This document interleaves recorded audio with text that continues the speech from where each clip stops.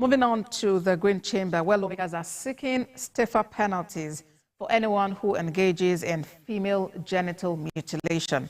This comes on a day the Parliament called on the federal government to ensure strict compliance with the Compulsory Treatment and Care for Victims of Gunshot Act 2017. National Assembly correspondent Joki Adisa reports.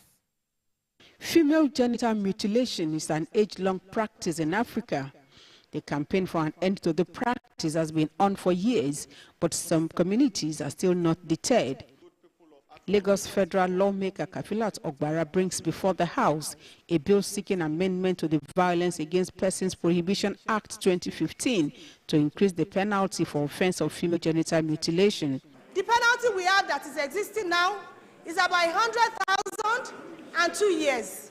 We have tried to amend instead of 100,000 to $1 million, and from 2 years to 5 years. The House also adopted a motion proposing drastic action against health facilities refusing to treat accident and gunshot victims without police reports. Section 7 of the Act states that any authority or persons whose omission results in the unnecessary death of a gunshot victim shall be liable to imprisonment for 5 years or fine in the sum of 500,000 or both.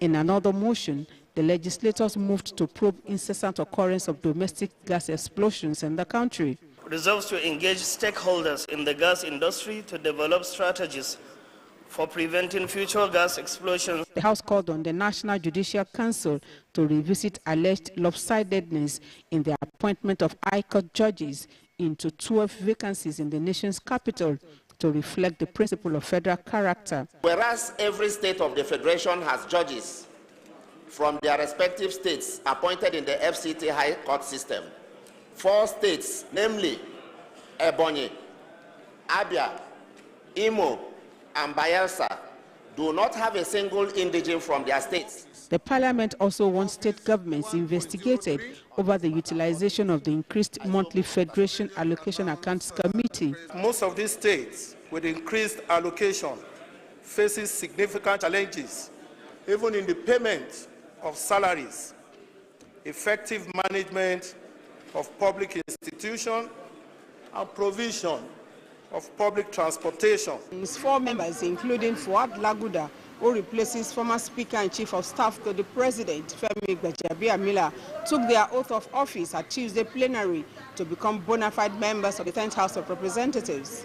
Joki Adisa, TVC News, Abuja.